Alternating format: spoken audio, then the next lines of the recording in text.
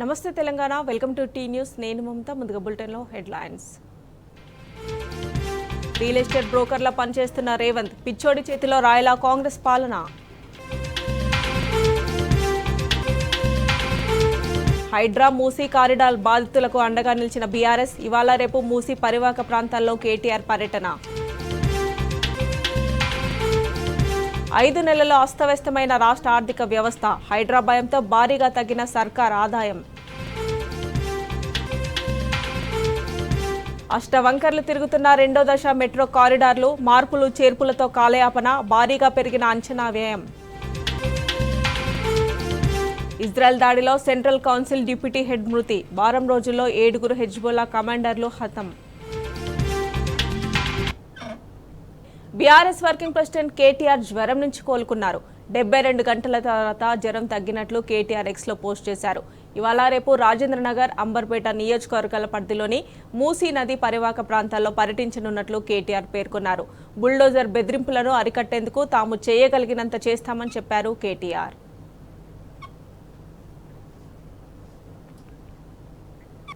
ఆడబిడ్డల ఆవేదనలో ఇంటి పెద్దల శాపనార్థాలతో నగరం రోధిస్తోందని ఆవేదన వ్యక్తం చేశారు BRS working president KTR.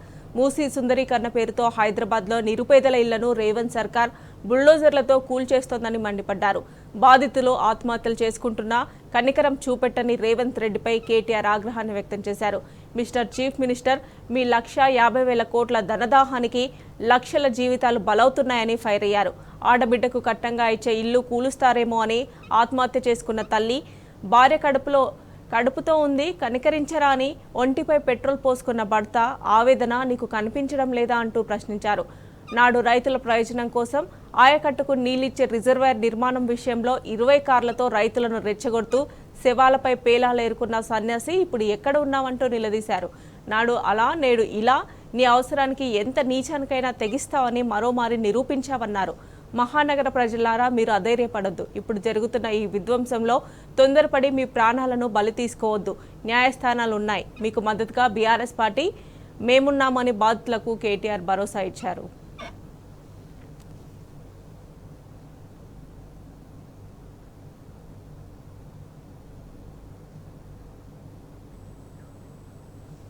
Congress తీరుపై మాజీ మంత్రులు గంగుల కమలాకర్, సబితా ఇంద్రారెడ్డి, తలసాని శ్రీనివాస్ యాదవ్ మండిపడ్డారు. మూసీ సుందరీకరణ పేరుతో పేదల ఇళ్లపై బుల్డోజర్లు పంపడం దారుణమన్నారు. ఇందిరమ్మ పాలన అంటూ పేదల బతుకులను కూల్చుతున్నారని ఆగ్రహాన్ని వ్యక్తం చేశారు. బాధితులందరికీ బీఆర్ఎస్ అండగా ఉంటుందని భరోసా కల్పించారు.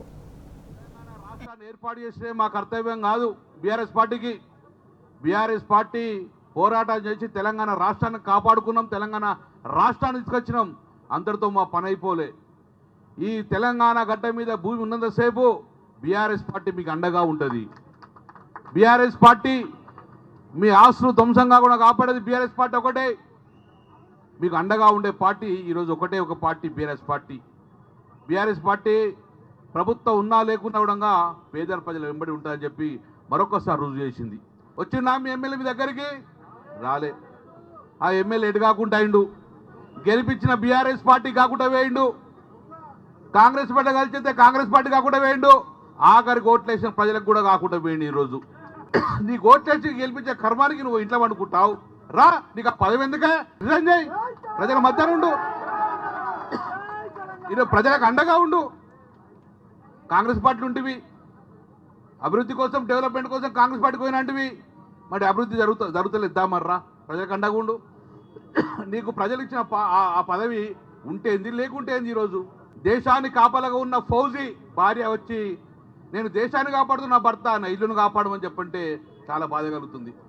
గర్భిణీ స్త్రీ కూడా బాధపడుతున్నది. మేము ఒకటి మాత్రం చెప్పగలుగుతున్నాం, వీళ్ళందరి పక్షాన రేవంత్ రెడ్డి గారు ఒకటే సూటిగా అడుగుతున్నాం. మేము ఎందుకోసం చేస్తున్నాం ఈ సుందరీకరణ అన్నారు. మీరు థేమ్స్ నది, నేను థేమ్స్ నదికి వెళ్ళాను అన్నారు. మీరు సౌత్ కొరియా సియోల్ అన్నారు, సియోల్ కూడా వెళ్ళొచ్చు. నేను కరీంనగర్లో మానేరు వరకు వెళ్ళాము. కానీ ఏ రోజు కూడా ఏ ప్రభుత్వం గుణంగా ఒక్క ఇల్లు ఊలగొట్టకుండా ఈరోజు ఆ థేమ్స్ నది సుందరికి చేశారు. ఎక్కడో సియోల్లో కూడా నడి బజార్లో ఉంటుంది, ఎక్కడ ఒక ఇల్లు ఊలగొట్టలే. మీరు ఇల్లు కొట్టడానికి కారణం ఏంటి అంటున్నాం. ఇలాంటి మానుకోండి. పేదల ఉసులు తలగకూడదు. గుణంగా 24 గంటలు మీకు అండగా ఉంటాము. అధైర్యపడకండి. కేసీఆర్ గారు నాయకత్వంలో వారి ఆదేశంతో గౌరవ హరీష్ రావు గారు అందరం కూడా అక్కడికి రావడం జరిగింది. మీరందరూ గట్టిగా ఏ విధంగా అయితే అంతవరకు వచ్చున్నారు, తెలంగాణ భవన్ వరకు వచ్చి గట్టిగా మీ వాయిస్ వినిపించే ప్రయత్నం చేస్తున్నారు. ఖచ్చితంగా ప్రభుత్వంలో కొంచెం కదలిక వచ్చింది. ఇద్దరు ఆఫీసర్లు వచ్చి ఒక మీటింగ్ పెట్టి చెప్పే ప్రయత్నం చేశారు. కానీ అది సరిపోదు, మనకందరు కూడా సరిపోదు. ఇక్కడ మాట్లాడిన ప్రతి ఒక్కరిని చూస్తున్నాం. ఒక్కరొక్కరి మాటల్లో ఆ బాధ వింటుంటే ఎంత బాధ అనిపిస్తుందంటే, ఇప్పుడు ఒక ఆడబిడ్డ మాట్లాడింది, 9 నెలల గర్భవతిని, నెల రోజులు నిద్ర లేకుండా ఉన్నాను అని చెప్తుందంటే, ఒక్కసారి పైనున్న ముఖ్యమంత్రి గారికి నిజంగా మానవత్వం ఉంటే ఈరోజు మాట్లాడిన ఒక్కరొక్కరు మాట్లాడిన మాటలు వింటే ఖచ్చితంగా పునరాలోచించాలి. కానీ ముఖ్యమంత్రి గారికి రోమ్ చక్రవర్తి లాగా ఉంది.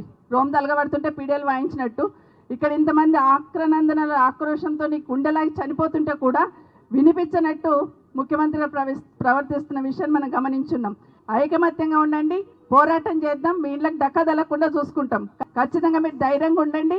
ఎప్పుడు అవసరం ఉన్నా బీఆర్ఎస్ పార్టీ మీకు అండగా ఉంటుందని బీఆర్ఎస్ భవన్ నుండి కేటీఆర్ గారు, వర్కింగ్ ప్రెసిడెంట్ గారు, కేసీఆర్ గారి నాయకత్వంలో స్టేట్మెంట్ ఇవ్వడం, నేను హరీష్ రావు గారు రావడం, మీకు అందరికీ కూడా ఒక భరోసా ఇవ్వడం అనేది చూస్తున్నాం.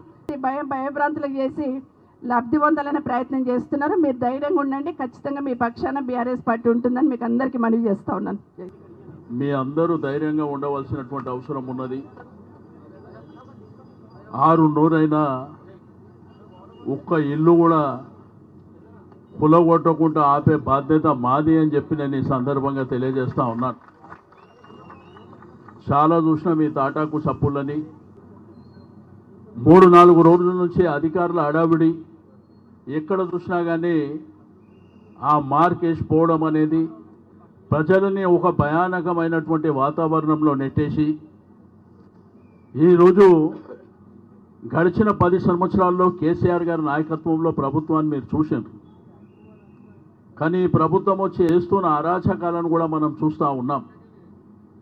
అందుకే మీకు ధైర్యం చెప్పడమే కాకుండా ఈరోజు తెలంగాణ భవన్లో న్యాయవాదులకు సంబంధించినటువంటి అడ్వకేట్స్ని కూడా ఒక కమిటీ కాన్స్టిట్యూట్ చేయడం జరిగింది పార్టీ. ఈ కేసు కూడా మేమే కొట్లాడతామని చెప్పి నేను ఈ సందర్భంగా తెలియజేస్తూ ఉన్నాను. ఎవరు కూడా మరి భయపడవలసినటువంటి అవసరం లేదు. ఈరోజు బుల్డోజర్లను తీసుకొచ్చి హైడ్రాని ఒక మంచి వాతావరణాన్ని చెడగొట్టేటువంటి ప్రయత్నం చేయడమే కాకుండా డబుల్ బెడ్రూమ్ ఇల్లు ఇస్తామని చెప్పేసి ఒక జీవో ఇచ్చింది గవర్నమెంట్. నేను అడుగుతా, మొన్నటిదాకా మా ప్రభుత్వం ఉన్నప్పుడు డబుల్ బెడ్రూమ్ ఇల్లు ఎక్కడ కట్టారని అడిగాను. మరి ఇప్పుడు ఏ డబుల్ బెడ్రూమ్ ఇల్లు ఇస్తారో చెప్పవలసినటువంటి అవసరం ఉన్నది. నేను ఈ యొక్క వేదిక ద్వారా ప్రభుత్వాన్ని అడుగుతున్నా, నిజంగా 16,000 ఇండ్లు బాకీ ఉంటే ఆ వివరాలు పంపించండి, ప్రెస్కు రిలీజ్ చేయండి. మోసం చేస్తున్నారు ప్రజల్ని. డబుల్ బెడ్రూమ్ ఇండ్లు ఎక్కడ లేవు. అనవసరంగా మోసం చేసి ఈరోజు 16,000 ఇండ్లు మీకు రిహాబిటేషన్ చేస్తామని చెప్తున్నారు. ఎక్కడనో జియాగూడ ప్రాంతం కానీ, లేకపోతే సికింద్రాబాద్ ప్రాంతం కానీ, ఎల్బీ నగర్ ప్రాంతం కానీ, అదేవిధంగా మేడ్చల్ ప్రాంతంలో కానీ కొన్ని ఏరియాలో కట్టిన ఇండ్లల్లో కొన్ని ఇండ్లే మిగిలినాయి. అంటే మొత్తం కలిపితే 700-800 కూడా లేవు. కానీ వీళ్ళు 16,000 ఇండ్లు ఇస్తామని చెప్పి మోసం చేస్తూ, నేను ఈ ప్రభుత్వాన్ని డిమాండ్ చేస్తున్నా, నిజంగా 16,000 ఇండ్లు ఉంటే మీరు ప్రెస్కు రిలీజ్ చేయండి. బీఆర్ఎస్ పార్టీగా మీ అందరికీ మేము హామీ ఇచ్చేది ఒకటే, మేమున్నాము, మీరు అధైర్యపడకండి, ధైర్యంగా ఉండండి.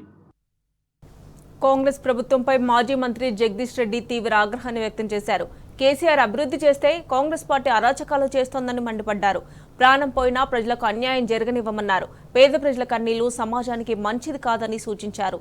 ఈ మేరకు బీఆర్ఎస్ క్యాంప్ కార్యాలయానికి బాధితులు భారీగా తరలి వచ్చారు. వారందరికీ జగదీష్ రెడ్డి కొండంత ధైర్యం ఇచ్చి భరోసా కల్పించారు.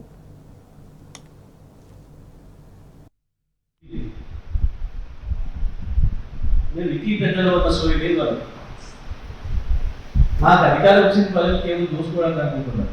5 ఏళ్ళు నడపండి అని బాధ్యత ఇచ్చింది.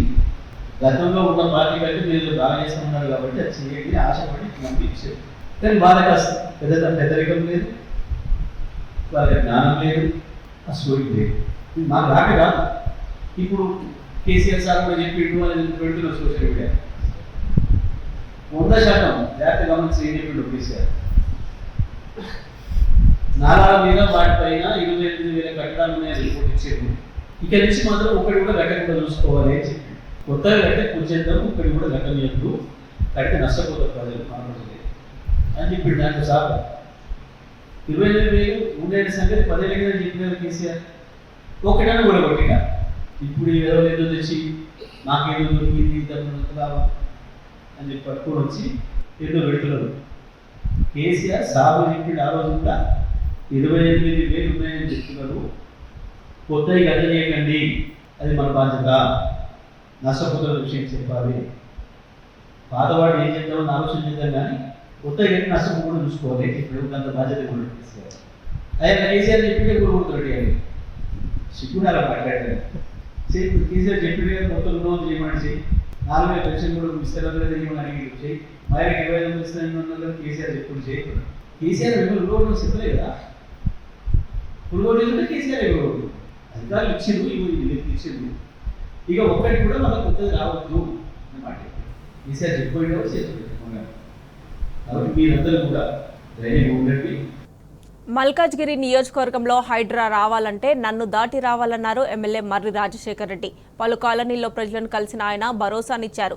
ప్రజలు ఎలాంటి భయాందోళనకు గురి కావాల్సిన అవసరం లేదని, పేదలకు అండగా ఉంటానని హామీ ఇచ్చారు.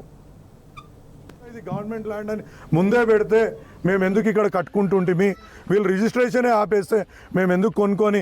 ఇప్పుడు ఒక అమ్మాయి ఇక్కడ చెప్తుంది ఏంటంటే, మేము ఎక్కడో ఊర్లల్లో ల్యాండ్ అమ్ముకొని ఇక్కడ రిజిస్ట్రేషన్ అవుతుంది, ఇక్కడ పర్మిషన్ ఇచ్చిండ్రు, ఇక్కడ ఇంటి ట్యాక్స్ తీసుకుంటుండ్రు అనే ఉద్దేశంతో నేను ఇవాళ ఇల్లు కట్టుకుంటే ఇది చెర్ల ఉంది, అది ఉంది, ఇది ఉంది అని చెప్పేసి మమ్మల్ని నానా నరకయాతన గురి చేస్తుండ్రు. ఇదేం గవర్నమెంట్ అని అంటుంది. గవర్నమెంట్ అంటే ఏ విధంగా ఉండాలా?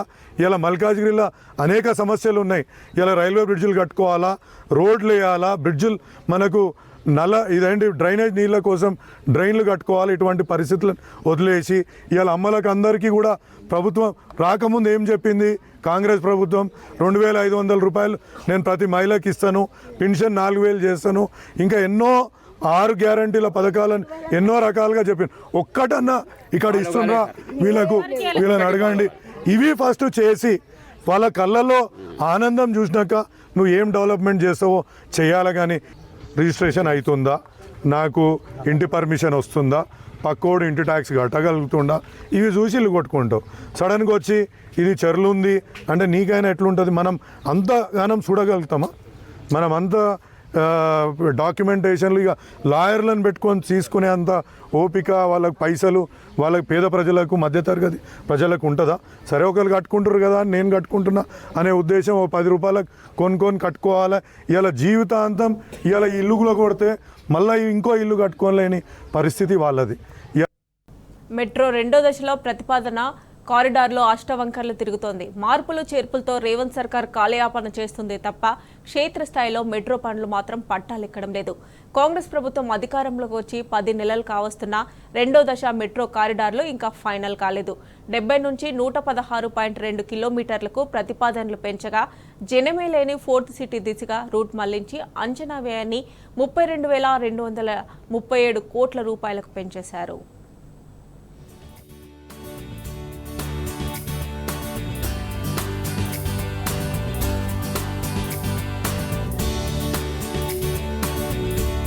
రెండవ దశ మెట్రోలో ప్రతిపాదిత కారిడార్లు అష్టవంకర్లు తిరుగుతున్నాయి. రోజుకో మాట పూటకో పాట అన్నట్టుగా 2వ దశ మెట్రోను మార్పు చేర్పులతో రేవంత్ సర్కార్ కాలయాపన చేస్తుందే తప్ప క్షేత్రస్థాయిలో మెట్రో పనులు మాత్రం పట్టాలెక్కడం లేదు. కాంగ్రెస్ ప్రభుత్వం అధికారంలోకి వచ్చి 10 నెలలు కావస్తున్నా 2వ దశ మెట్రో కారిడార్లు ఇంకా ఫైనల్ కాలేదు. మొదటి దశ మెట్రో రైలు విజయవంతంగా నడుస్తుండగా దానికి అనుబంధంగా నగరంలో పలు మార్గాల్లో మెట్రోలు అందుబాటులోకి తీసుకురావాల్సిన కాంగ్రెస్ ప్రభుత్వం మాటలకే పరిమితమైంది.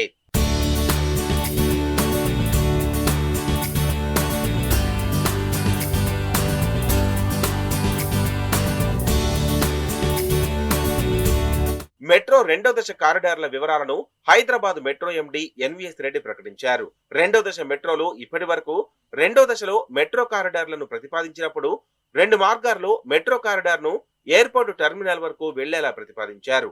ఇందులో ఒకటి నాగోల్ నుంచి ఎల్బీనగర్, చాంద్రాయనగుట్ట, మైలార్దేవరపల్లి, జల్పల్లి P7 రోడ్డు మీదుగా విమానాశ్రయం లోపలికి, అదేవిధంగా ఆరాంఘర్, కొత్త హైకోర్టు, శంషాబాద్ మీదుగా ఎయిర్పోర్ట్ లోపలికి ప్రతిపాదించారు. ఇదిలా ఉండగానే మళ్లీ మార్పులు చేసి నాగోర్ నుంచి ఇన్నర్ రింగ్ రోడ్డు మీదుగా ఆరాంఘర్, శంషాబాద్ మీదుగా ఎయిర్పోర్ట్ లోపలికి మెట్రో మార్గాన్ని తాజాగా ప్రతిపాదించారు.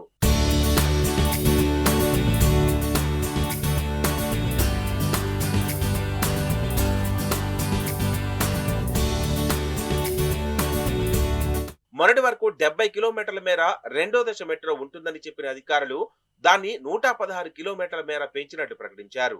దాంతో పాటే రెండో దశ ప్రాజెక్టు అంచనా వ్యయం 32,237 కోట్లు అవుతుందని పేర్కొన్నారు. అంతకుముందు రెండో దశ మెట్రోకు 20,000 కోట్లు అంచనా వేసిన అధికారులు కొత్తగా ఫోర్త్ సిటీ మెట్రో కారిడార్ తో కలిపి తాజా అంచనాలను 32,000 కోట్లకు పెంచారు. ఇలా కాగితాల్లోనే మెట్రో రెండో దశ కారిడార్లు, వాటి అంచనాలు తారుమారు అవుతున్నాయే తప్ప క్షేత్రస్థాయిలో పనులు నిర్వహించేందుకు అవసరమైన డిపిఆర్లు మాత్రం సిద్ధం కావడం లేదు. రెండో దశ డిపిఆర్ ను జూన్ నాటికే తీసుకువస్తామని చెప్పిన రేవంత్ సర్కార్ సెప్టెంబర్ గడుస్తున్నా ఇంకా సిద్ధం చేయించలేకపోయిందనే విమర్శలు వినిపిస్తున్నాయి.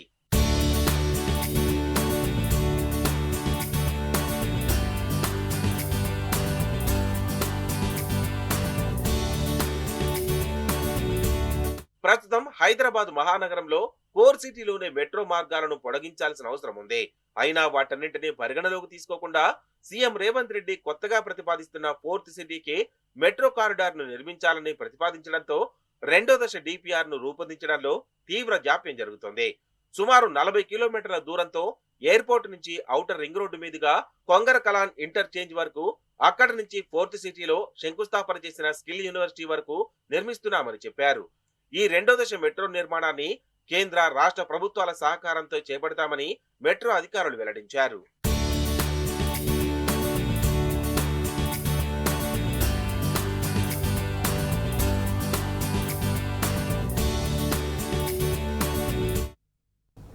కుల వృత్తులను ఆదుకునేందుకు కేసీఆర్ ప్రభుత్వం తీసుకొచ్చిన బీసీ బంధు పథకాన్ని రేవంత్ సర్కార్ అటకెక్కించింది. తొలి విడతలో 40,000 మందికి పంపిణీ, ₹1,00,000 చొప్పున పంపిణీ చేయగా ఇంకా జాబితాలో 3,60,000 మంది అర్హులు ఆర్థిక సాయం కోసం ఎదురుచూస్తున్నారు. 4,000 కోట్లతో అధికారుల ప్రతిపాదనలు పంపగా కాంగ్రెస్ ప్రభుత్వం బడ్జెట్లో 750 కోట్లు మాత్రమే కేటాయించడంతో పథకం అమలుపై నీలినీడలు కమ్ముకున్నాయి.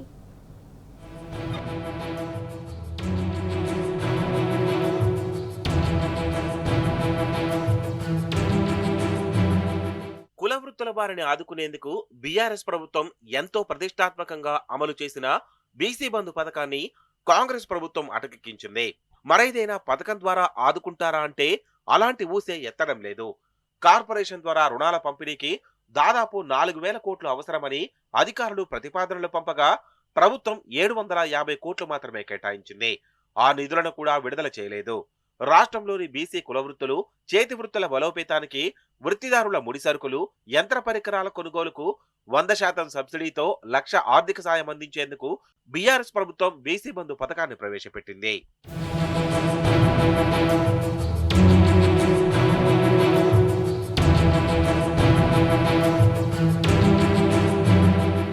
$5,28,862 దరఖాస్తులు రాగా అందులో 4.13 లక్షల మందికి అర్హులున్నట్లు గుర్తించారు.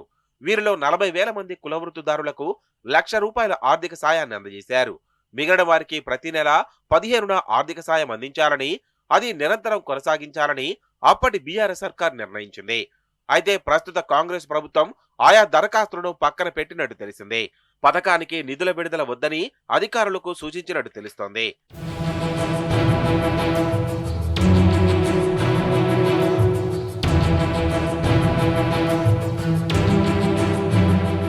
కాంగ్రెస్ ప్రభుత్వం మార్గదర్శకాల మేరకు బీసీ బంధు పథకాన్ని పూర్తిగా పక్కన పెట్టిన బీసీ సంక్షేమ శాఖ ఉన్నతాధికారులు గతంలో మాదిరిగా 60, 70, 80% సబ్సిడీతో రుణాలు ఇవ్వాలని ప్రణాళికలు రూపొందించారు.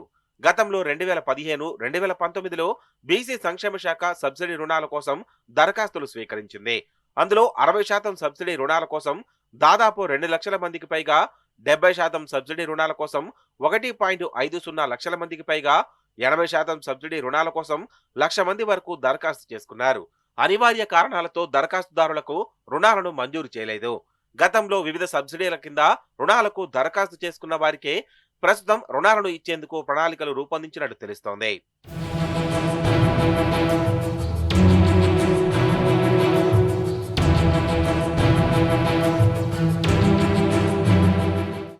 బీసీ సంక్షేమ శాఖ ఇటీవల బీసీ కార్పొరేషన్ కింద సబ్సిడీ రుణాల కోసం 4,000 కోట్లతో ప్రభుత్వానికి ప్రతిపాదనలు పంపింది.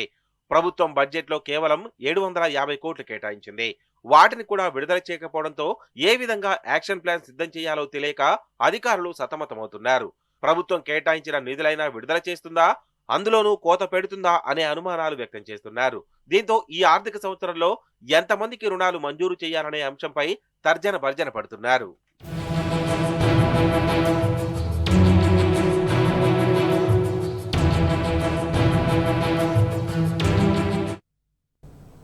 రైతు భరోసాపై కాంగ్రెస్ అలసత్వం మరోసారి స్పష్టమైంది. రైతుల సంక్షేమం కాంగ్రెస్ సర్కార్కు ఏమాత్రం పట్టదని తేలిపోయింది. ప్రస్తుతం వానాకాలం పంట సీజన్ కూడా ముగుస్తోంది. యాసంగి దగ్గరికి వచ్చింది. దీంతో సీజన్లోనైనా రైతు భరోసా అందుతుందా అనే సందేహం రైతుల్లో నెలకొంది. మొదట్లో తూతూ మంత్రంగా కొందరు రైతులకు మాత్రమే రైతు బంధు నిధులు జమ చేసిన ప్రభుత్వం ఆ తర్వాత మొండి చేయి చూపింది. అదేంటని ప్రశ్నిస్తే పూటకో మాట చెబుతోంది.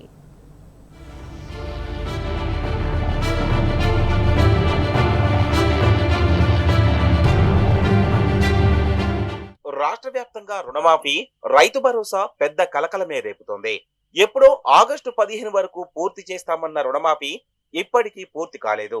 ఎప్పుడో జులైలో ఇవ్వాల్సిన రైతు భరోసా పెట్టుబడి సాయం ఇప్పటికీ పైసా రాలేదు. ఇక ఇప్పుడు ఈ రెండింటికి ప్రభుత్వం లంకె పెట్టింది. రుణమాఫీ పూర్తి చేసిన తర్వాతే రైతు భరోసా గురించి ఆలోచిస్తామని స్వయంగా వ్యవసాయ శాఖ మంత్రి తుమ్మల నాగేశ్వరరావు స్పష్టం చేశారు. రుణమాఫీకి 18,000 కోట్లు ఇచ్చినం, ఇంకా 13,000 కోట్లు ఇవ్వాల్సి ఉంది. అమౌంట్ సమకూరే వెసులుబాటు ఆధారంగా రైతులకు డేట్ ఇస్తాం. ఆ తర్వాత రైతులకు మిగిలిన అమౌంట్ చెల్లించగానే రుణమాఫీ మొత్తం రైతుల ఖాతాల్లో వేస్తాం. ఇక ఇది రుణమాఫీ పూర్తయిన తర్వాత అది రైతు భరోసా వస్తుందంటూ కుండబద్దలు కొట్టారు.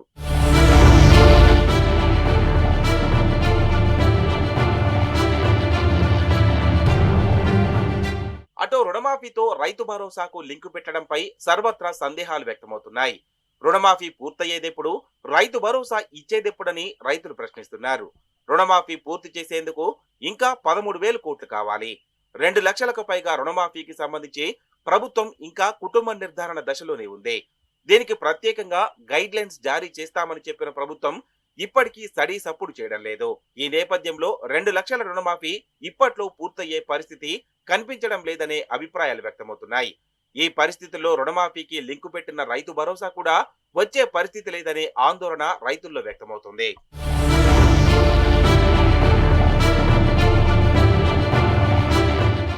అటు పంటల సాగు సమయంలో ఇవ్వాల్సిన రైతు భరోసా పెట్టుబడి సాయం పంటలు కోతకొస్తున్నా అందకపోవడంతో రైతులు ఆగ్రహం వ్యక్తం చేస్తున్నారు. మరో వారంలో కొన్ని జిల్లాల్లో వరి కోతలు మొదలు కానున్నాయి. అయినప్పటికీ ప్రభుత్వంలో రైతు భరోసా పంపిణీపై కనీసం చర్చ జరగడం లేదు. సీఎం రేవంత్ రెడ్డి గాని, మంత్రి తుమ్మల నాగేశ్వరరావు గాని రైతు భరోసాపై సమీక్ష కూడా చేయకపోవడం విమర్శలకు బలాన్నిస్తోంది. పెట్టుబడి కోసం ప్రభుత్వం సాయం చేయకపోవడంతో రైతులు అప్పోసొప్పో చేసి పంటలు సాగు చేసుకున్నారు.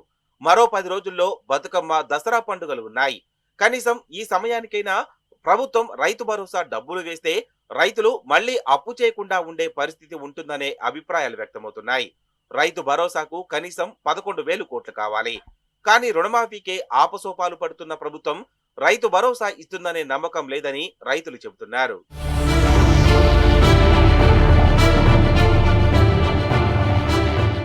అటు ఆగస్టులోపే అర్హులైన ప్రతి రైతుకు రుణమాఫీ వర్తింపజేస్తామని ఊదరగొట్టిన రేవంత్ సర్కార్ 3 విడతల్లో 45 నుంచి 55% మంది రైతులకు మాత్రమే రుణమాఫీ చేసింది.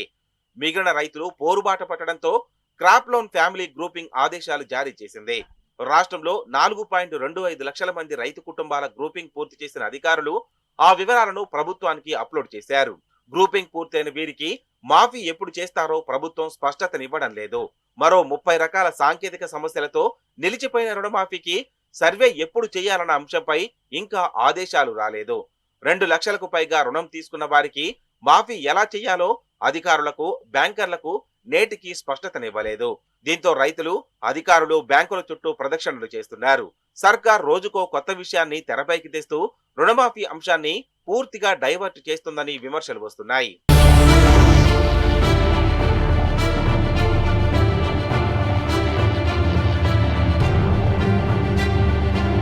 2 లక్షల వరకు పంట రుణాలు తీసుకున్న రైతులందరికీ రుణమాఫీకి మొత్తం 22,37,848 మంది ఖాతాల్లోకి 17,933.19 కోట్ల నిధులను విడుదల చేసినట్లుగా మంత్రి తుమ్మల నాగేశ్వరరావు ప్రకటించారు.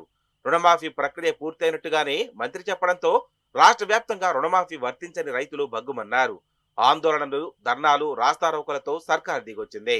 రుణమాఫీ కాని రైతుల ఇండ్ల వద్దకు నేరుగా వ్యవసాయ శాఖ అధికారులు వచ్చి వివరాలు సేకరిస్తారని ప్రకటించింది. అంతలోనే మాట మార్చి రేషన్ కార్డుకు సమస్యలతో రుణమాఫీ కాని రైతులను సర్వే చేయాలని అధికారులకు ఆదేశాలిచ్చింది. రాష్ట్ర వ్యాప్తంగా ఈ సమస్య 4.25 లక్షల కుటుంబాల్లో ఉందని పేర్కొంది. ఆధార్ ఫ్యామిలీ గ్రూపింగ్ లేకపోవడం, పట్టాదారు పాసు పుస్తకాలు లేకపోవడం, ఆధార్తో బ్యాంకు లింకేజ్ లేకపోవడం వంటి సాంకేతిక సమస్యలను సాకుగా చూపి ప్రభుత్వం రుణమాఫీ వర్తింప చేయలేదు. రుణమాఫీ కాని రైతులకు ఏ ఫార్మాట్లో చేస్తుందన్న దానిపై స్పష్టత ఇవ్వడం లేదు. దీంతో సదరు రైతుల్లో అయోమయం నెలకొంది. అసలు మాఫీ చేస్తారా, చెయ్యరా అన్న అనుమానాలు తలెత్తుతున్నాయి. మూసీ హైడ్రా బాధితులకు బీఆర్ఎస్ కొండంత భరోసానిచ్చింది. బుల్డోజర్ సర్కార్ జులుంను సహించేది లేదని తేల్చి చెప్పింది. హైదర్ షా కోర్టులో మూసీ బాధితుల ఇళ్లను మాజీ మంత్రులు హరీష్ రావు, సబితా ఇంద్రారెడ్డి, మల్లారెడ్డి, గంగుల కమలాకర్ పరిశీలించారు. బాధితులకు ధైర్యం చెప్పారు. కాంగ్రెస్ ప్రభుత్వం చేసే పనులకు హస్తం గుర్తు తీసేసి బుల్డోజర్ గుర్తు పెట్టుకోవాలన్నారు. పేదోళ్లకు ఒక న్యాయం, పెద్దోడికి ఒక న్యాయమా అని ప్రశ్నించారు.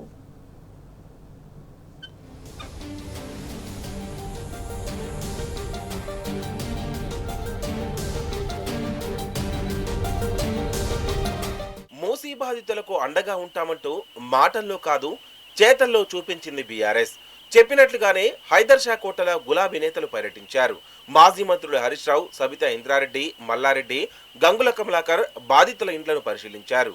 ఎప్పటి నుంచి ఇక్కడున్నారు, అధికారులు ఎందుకు నోటీసులు ఇచ్చారో వివరాలను అడిగి తెలుసుకున్నారు. ఈ సందర్భంగా బాధితులు చెప్పిన మాటలు విని హరీష్ రావు కూడా చెలించిపోయారు. అప్పు సప్పు చేసుకొని ఇల్లు కట్టుకుంటే రేవంత్ సర్కార్ ఇంత మోసం చేస్తుందని ఊహించలేకపోయామని బాధితులు కన్నీళ్లు పెట్టుకున్నారు. ఇంత దారుణమైన సర్కారును ఎప్పుడూ చూడలేదని మండిపడ్డారు.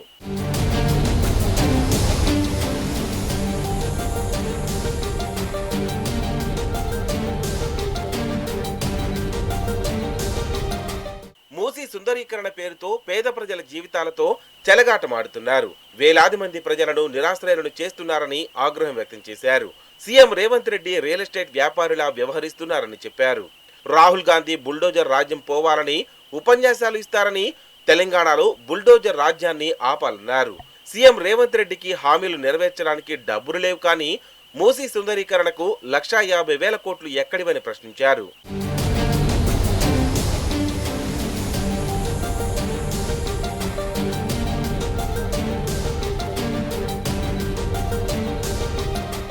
రేవంత్ రెడ్డి నిజాం కంటే దారుణంగా వ్యవహరిస్తున్నాడని దుయ్యబట్టారు హరీష్ రావు. 1908లో వరదలొచ్చినా నిజాం రాజు ఇంట్లో కూలగొట్టలేదన్నారు. బాధితులకు ఇబ్బంది వస్తే బీఆర్ఎస్ ఉంటుందని భరోసా ఇచ్చారు. తెలంగాణ భవన్ తలుపులు 24 గంటలు తెరిచే ఉంటాయని స్పష్టం చేశారు. అర్ధరాత్రి వచ్చినా ఆశ్రయం ఇస్తామని బాధితులకు హరీష్ రావు భరోసానిచ్చారు. మొద్దునిద్రపోతున్న రేవంత్ రెడ్డిని తట్టి లేపేందుకే తామంతా ప్రజల ముందుకొచ్చామన్నారు. కాంగ్రెస్ సర్కార్ మూసీ పరివాహక ప్రాంతాల ప్రజల ఉసురు పోసుకోవద్దని హరీష్ రావు తెలిపారు. ధైర్యంగా ఉండండి, ఎవరు ఆత్మవిశ్వాసాన్ని కోల్పోవద్దు. ఎట్టి పరిస్థితుల్లో ఈ ప్రభుత్వం మీ ఇండ్లు ముట్టుకోకుండా అవసరమైతే మేమే ఒక రక్షణ కవచంలాగా గోడగా మేము ఎమ్మెల్యేలమందరం వచ్చి మీకు నిలబడతాం.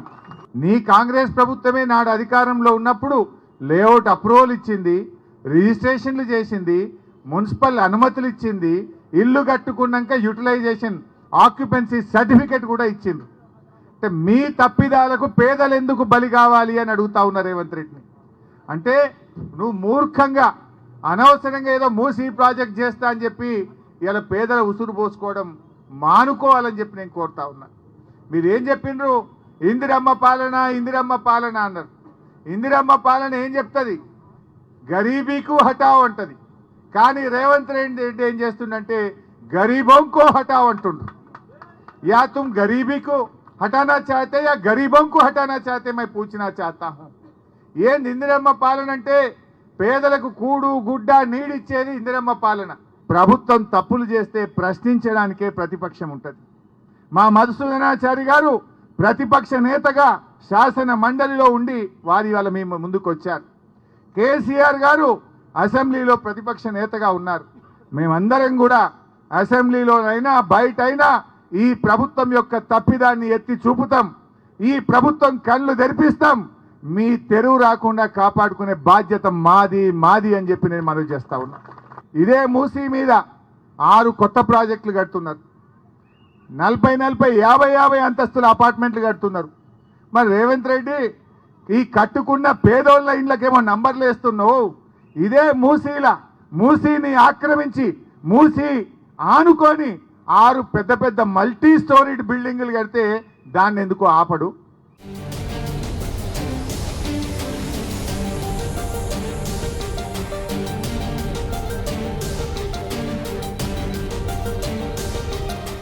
అటు రేవంత్ సర్కార్ ప్రజా వ్యతిరేక విధానాలపై ప్రజాగ్రహం కట్టలు తెచ్చుకుంటోంది. హైడ్రా కూల్చివేతలపై హైదరాబాద్ నగర ప్రజలు తీవ్ర అసంతృప్తి వ్యక్తం చేస్తున్నారు. పెద్దలు మొదలుకొని చిన్నారుల వరకు బాధితులంతా రోడ్డెక్కి నిరసనలు వ్యక్తం చేస్తున్నారు. హైడ్రా పేరుతో రేవంత్ తుగ్లక్ పాలన చేస్తున్నారని విమర్శిస్తున్నారు. ఇండ్లను కూల్చి తమ జీవితాలను కాంగ్రెస్ సర్కార్ బుగ్గిపాలు చేస్తుందని ఆవేదన వ్యక్తం చేస్తున్నారు. ప్రజా ప్రభుత్వం అంటూ పాపపు పాలన సాగిస్తున్న రేవంత్ కు ప్రజల ఉసురు తగులుతుందని హైడ్రా బాధితులు మండిపడుతున్నారు. హైడ్రా కూల్చివేతలపై హైదర్ షా కోట్ ప్రజలు కన్నెర్ర చేస్తున్నారు.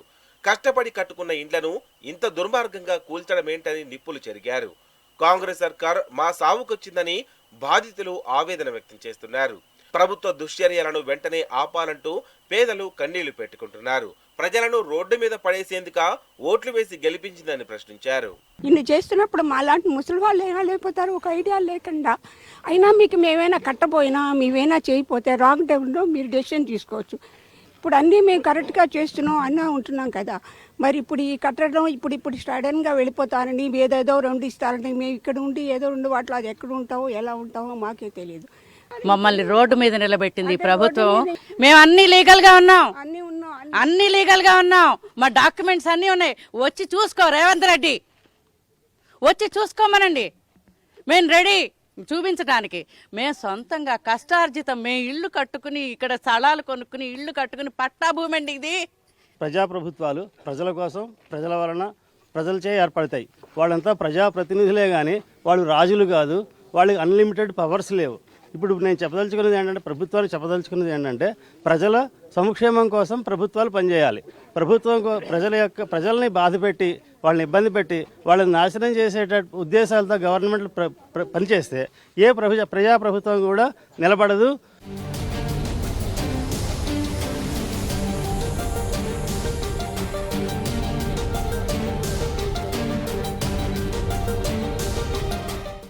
మూసి హైడ్రా బాధితులకు ఏ కష్టం వచ్చినా అండగా ఉంటామని గులాబీ దళం కొండంత భరోసా ఇచ్చింది. బీఆర్ఎస్ అంటే ప్రజల పార్టీ అని, తెలంగాణ ప్రజల ప్రయోజనాలే తమకు ముఖ్యమని మరోసారి చాటుకుంది. అందుకే బాధితులంతా నాటి కేసీఆర్ పాలనను గుర్తు చేసుకున్నారు. కేసీఆర్ పాలనలో ఏనాడు ఏ కష్టం రాలేదని, కానీ రేవంత్ పాలనలో అన్ని కష్టాలేనని ఆవేదన వ్యక్తం చేశారు. కేసీఆర్ మళ్లీ రావాలని జనమంతా ముక్త కంఠంతో నినదించారు.